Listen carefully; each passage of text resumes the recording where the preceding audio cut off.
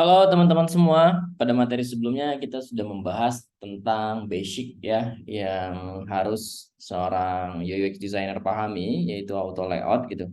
Nah, selanjutnya kita akan cari tahu nih platform-platform inspirational ya untuk mendesain gitu, yang bisa kita jadiin inspirasi gitu ketika kita lagi em, mentok ya. Misalnya kita bingung nih kayak warnanya apa ya yang bagus gitu ya. Em, Warnanya yang cocok apa ya dengan warna brand A gitu atau brand B gitu ya. Kemudian jenis tulisannya yang cocok apa ya gitu. Kemudian posisi yang oke untuk filter di mana ya gitu. Terus bentuk button yang bagus untuk brand A seperti apa ya gitu. Nah, itu misalnya kita bingung ya, bingung dan mentok gitu, nggak ada inspirasi, teman-teman bisa gunakan platform-platform berikut gitu untuk nyari inspirasi. Nah, sebenarnya inspirasi itu kan bisa ditemukan di mana aja ya. Nah, beruntungnya nih kalau kita di desain gitu, ada banyak ya platform yang kita bisa telusuri untuk mencari inspirasi desain gitu. Kita akan masuk ke yang pertama, yaitu Behance.net. Behance ini biasa em, digunakan ya teman-teman untuk kita nyari inspirasi terkait UX ya, UX design gitu. Bagaimana flow proses sebuah produk bekerja gitu ya. Bagaimana step by step dalam proses desain gitu. Kita coba langsung ke Behance-nya ya. Kita lihat nih. Teman-teman bisa kunjungi Google behance.net ya. Behance ini power by Adobe ya, teman-teman. Nah, kita bisa lihat nih di sini. Misalnya kita mau cari inspirasi gitu terkait WhatsApp, redesign WhatsApp gitu ya. Kita tinggal pilih aja nih salah satu nih, kan ini ada banyak banget ya. WhatsApp redesign case study, WhatsApp redesign konsep gitu. UI UX case study on WhatsApp gitu ya. Banyak nih teman-teman yang bisa dijadiin rujukan ya. Atau sebenarnya nggak harus untuk inspirasi ya di sini. Teman-teman bisa gunakan ini untuk belajar juga gitu. Bagaimana proses redesign yang baik atau proses pembuatan case study yang baik itu seperti apa. Teman-teman bisa lihat di sini. Bahkan teman-teman juga bisa mengupload ya, mengupload hasil kerjaan teman-teman itu atau hasil case study teman-teman di Behance dan menjadikan Behance sebagai portofolio teman-teman gitu. Kita buka salah satunya mungkin ya. Nah, di sini teman-teman bisa lihat ya, lagi loading nih. Redesign WhatsApp ya. Di sini dijelasin dulu fakta buat WhatsApp itu seperti apa, kemudian backgroundnya, ada dia melakukan competitive analysis gitu ya, kemudian ada pembuatan user persona, user si WhatsApp itu, kemudian ada problem statement, ada problem satu, ada solutionnya gitu ya. Ini yang teman-teman bisa lihat, bisa pelajari, bahkan teman-teman bisa jadiin ini untuk inspirasi. Kemudian yang kedua ada dribble.com. Ya, teman-teman, tampilan dari dribble.com. Dribble.com ini lebih concern ke tampilan interface ya, user interface gitu. Jadi biasanya yang ada di Dribble ini nggak keseluruhan seperti yang ada di Behance tadi, mulai dari kalau di Behance tadi kalau teman-teman ini ada problem statement, kemudian ada backgroundnya gitu ya, kemudian ada user persona dan lain-lain gitu, lengkap banget.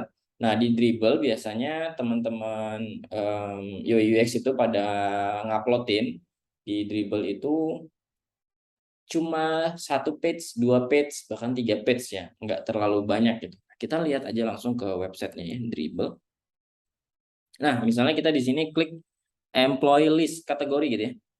Yang kita cari ini lagi bikin list untuk employee itu seperti apa gitu. Di sini akan muncul ya, teman-teman. Ini contohnya salah satu nih dari Ahmad Hasan ya.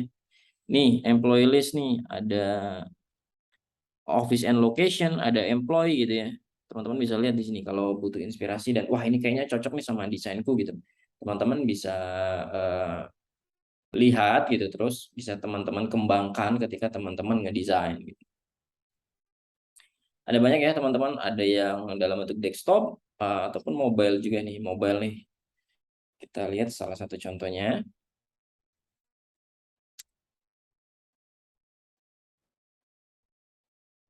Ini nggak berhubungan sama playlist deh kayaknya ya. Tapi teman-teman bisa cari-cari ya. Ini ada activity. Ini teman-teman yang mungkin ya bisa teman-teman jadikan rujukan untuk inspirasi nih, supaya teman-teman mungkin nggak bingung dan nggak mentok. Kita lanjut lagi ke yang ketiga, itu ada yang namanya Camgo ya. Tulisannya CHAMGO Design, Camgo Design gitu. Nah, ini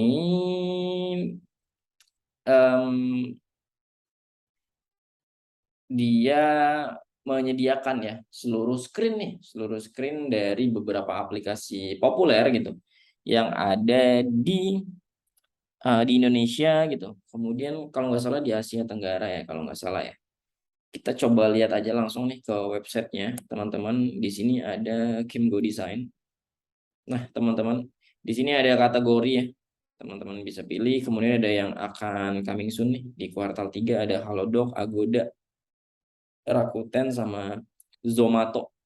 Kemudian di sini ada books, ada bisnis. Banyak ya, teman-teman. Mungkin ini belum ada nih. Ada education ya, itu ada Ruang Guru dan Zenius. Ada food and drink, ada GoFood, ada For Coffee ya. Kalau semua kategori teman-teman bisa pilih ya. Terus misalnya teman-teman lagi ngerjain project fintech ya. Di sini ada Jago sama BCA Mobile gitu. Teman-teman bisa lihat di Jago misalnya.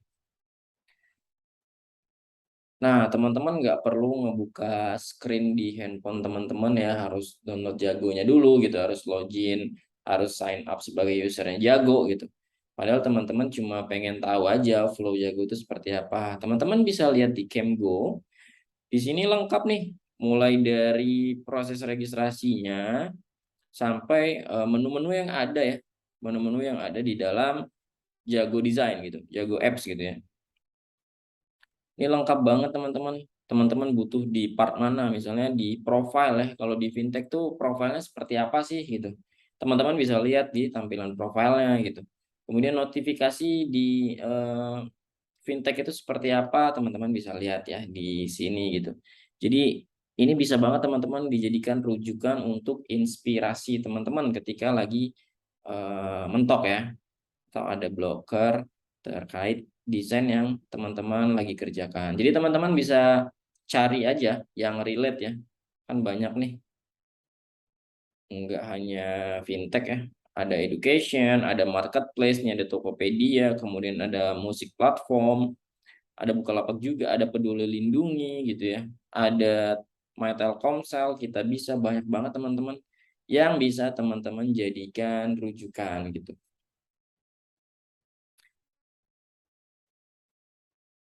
Kita lanjut ke next slide-nya. Nah, jika kita udah dapat inspirasi ya, kita udah dapat inspirasi gitu, kita udah kayak udah ngumpulin banyak gitu, apa yang perlu kita lakuin gitu? Kita perlu menyortir teman-teman, menyortir dan menyusun informasi atau inspirasi yang kita dapat tadi agar nggak berantakan ya. Nah, salah satu yang kita bisa lakukan adalah menggunakan metode mood board gitu. Gimana gitu ya cara nyusun mood board gitu? Teman-teman kan pastinya ya bisa memilih menyusun dalam bentuk fisik ataupun digital ya. Jadi sebenarnya nggak ada batasan ya, menyesuaikan aja gitu, menyesuaikan kebutuhan teman-teman semua gitu. Jadi tidak ada batasan lah lagi-lagi untuk memasukkan temuan inspirasi itu dalam bentuk apapun gitu.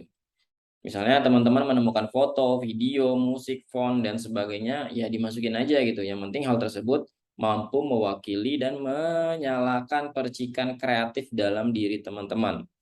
Oh iya, tugas mood board ini adalah menginspirasi ya dan membantu teman-teman dalam proses kreatif. bukan menjadi keharusan gitu. Misalnya teman-teman dapat satu inspirasi nih terkait proses pembayaran di fintech A gitu. Let's say kita tadi lihat contohnya di Jago gitu ya, proses pembayaran di Jago gitu. Ya teman-teman nggak harus sama seperti itu gitu. Itu bisa kita jadikan rujukan atau inspirasi, tapi kita bisa modifikasi atau bahkan kita bisa membuat yang lebih baik dari itu gitu ketika kita mungkin melihat proses pembayaran di sana gitu. Jadi bukan sebuah keharusan harus sama plug gitu ya, seperti yang ada di mood board yang kita buat. Enggak ya. Nah, ini contoh digital mood board ya, teman-teman. Ya ini teman-teman bisa taruh di Figma gitu, kayak teman-teman bisa screenshotin gitu atau downloadin gambar-gambar atau tampilan apps yang tampilan produk digital yang menurut teman-teman itu bisa menginspirasi teman-teman ya. Bisa di screenshot terus dimasukin ke eh, Figma, bikin page baru mood board misalnya. Jadi dimasukin aja ke sana gitu. Nanti ketika mau ngebuat desain sistem, wah warna yang cocok nih kayaknya ini yang cocok sama brand A gitu.